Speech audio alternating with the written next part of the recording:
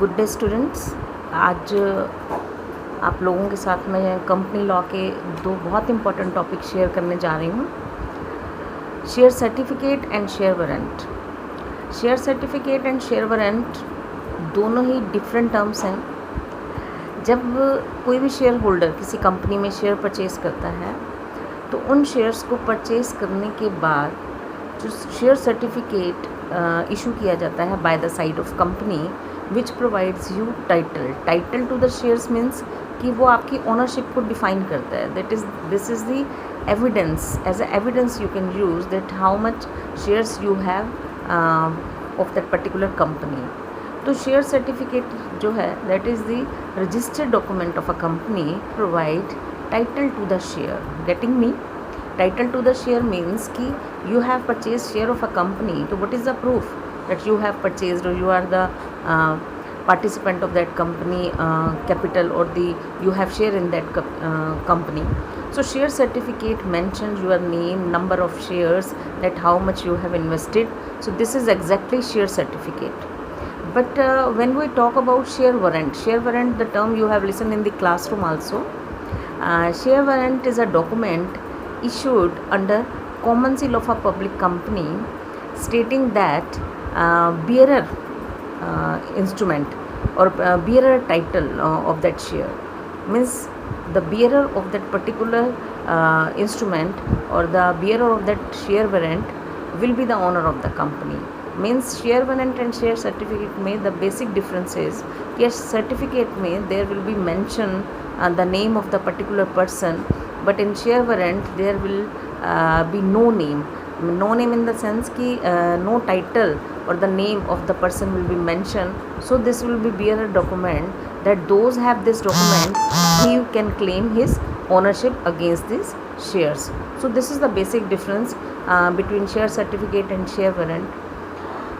Now the question is that who can issue that share warrant or the share certificate? And very simple thing, as you know also कि जब share you have taken of that particular company तो definitely authentic proof you all want that we have purchased share of that company. So definitely share certificate you will get तो issued by public and private both company. It means कि share certificate आपको public और private company दोनों ही issue करके देती हैं. When we talk about share warrant तो बेटा याद रखेंगे कि शेयर वारंट सिर्फ पब्लिक कंपनी इशू करती है, इसे प्राइवेट कंपनी इशू नहीं करती है. क्लियर? अब बात करते हैं कि नेचर क्या है. Nature of share as regard paid up value means कि किस तरीके के शेयर्स जो है या उनका पेड अप वैल्यू कैसा हो, कितना हो कि हम शेयर वारंट या शेयर सर्टिफिकेट इशू कर सकें. तो शेयर सर्टिफिकेट क्योंकि मैंने आपसे कहा कि it is nothing just title of your shares और द इन्वेस्ट. तो आपके चाहे शेयर फुली पेड अप हैं चाहे पार्टली पेड अप हैं, आपको शेयर सर्टिफिकेट कंपनी इशू करके देगी, कंपनी इशू करेगी. क्लियर? लेकिन अगर हम बात करते हैं तो बेटा वारंट के लिए फुली पेड अप शेयर्स का होना ज़रूरी है. अगर आपके शेयर फुली पेड अप हैं तभी कंपनी आपको शेयर वारंट के इशू के लिए एग्री करेगी या आपकी जो भी रिक्वेस्ट है उसको आप तभी कर सकते हैं जब आप जानते हैं कि आपका कोई कॉल्स इन एरियर या कोई भी एरियर अगेंस्ट दैट शेयर्स नहीं है. क्योंकि ये आपको भी पता है, जो अभी हमने फीचर में देखा या डिफरेंस में देखा कि शेयर वारंट जो है वो एक बियरर डॉक्यूमेंट बन जाएगा. तो बियरर में ज़रूरी हो जाता है कि कंपनी को आपने कुछ देना नहीं हो, यानी that whole amount you have paid on that share only then you can convert your certificate in as a bearer document. Clear? And next is time of issue. This is very important that share certificate कब issue किया जाता है और share warrant जो है वो कब issue किया जाता है.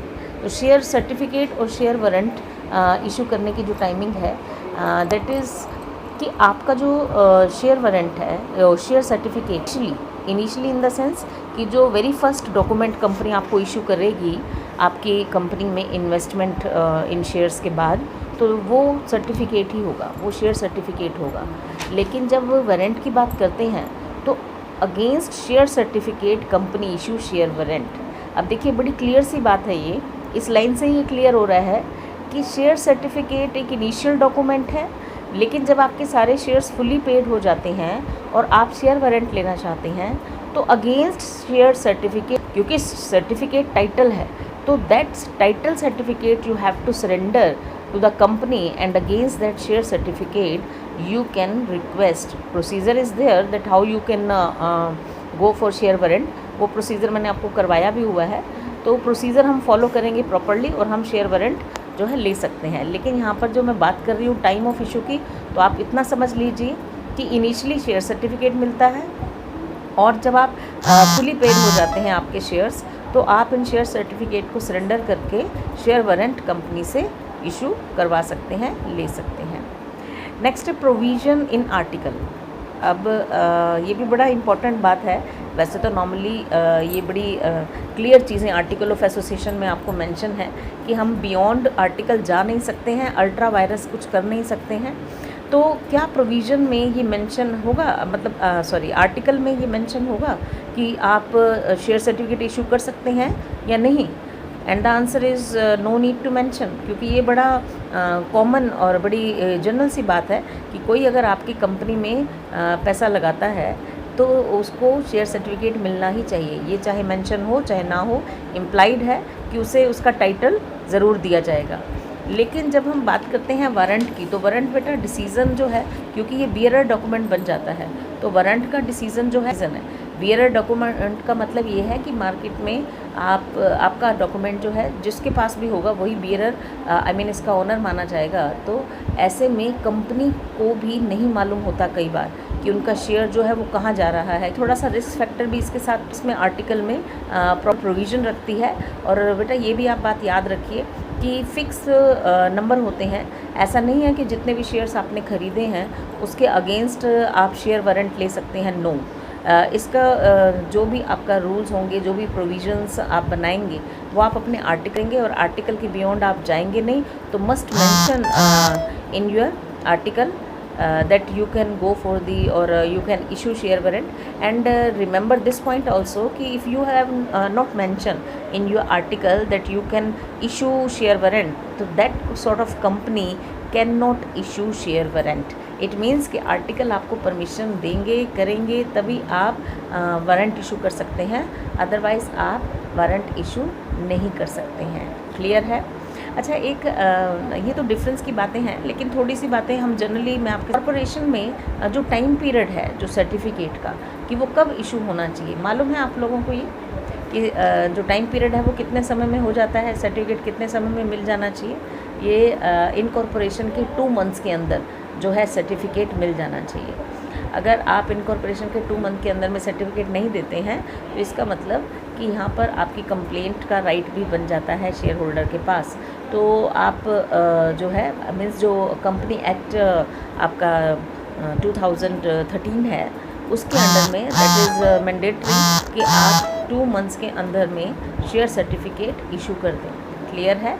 जिसमें आपका परसेंटेज ऑफ ऑनरशिप जो है वो मेंशन होगा। जो भी स्टैम्प ड्यूटी है वो पे करनी पड़ती है शेयर होल्डर को, लेकिन स्टैम्प ड्यूटी पे करने के बाद आप इसे जो है इशू कर सकते हैं। अच्छा, एक बेसिस ऑफ डिफरेंस हम इसमें एक ये भी ले सकते हैं, स्टैम्प ड्यूटी। आप ये मान के चलिए कि क्योंकि ये नॉर्मल कोर्स ऑफ एक्शन है आपका शेयर सर्टिफिकेट, तो इसमें स्टैम्प ड्यूटी बड़ी नॉमिनल होती है, बहुत ज़्यादा हाई नहीं रहती है। लेकिन शेयर वारंट के केस में आपकी जो ड्यूटी है, स्टैम्प ड्यूटी है, वो नॉमिनल से हाई होती है, ज़्यादा होती है। तो इसीलिए आप इस बात को भी कंसिडर करेंगे कि जो स्टैम्प ड्यूटी है वो देनी पड़ेगी और वो हाई भी होगी।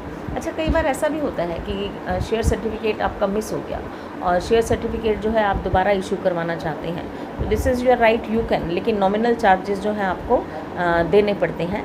और एक और इम्पॉर्टेंट बात है शेयर सर्टिफिकेट के बारे में जो हम ऑलरेडी क्लास में भी डिस्कस कर चुके हैं कि सपोज़ कई बार जॉइंट इन्वेस्टमेंट हमारा होता है और जॉइंट इन्वेस्टमेंट होता है, सपोज 3 और 4 joint holder they have purchase share of particular company, तो सर्टिफिकेट बेटा आपको एक ही इशू किया जाता है। Only 1 certificate will be issued by the company और ये माना जाएगा कि ये चारों को ही इशू हो गया है।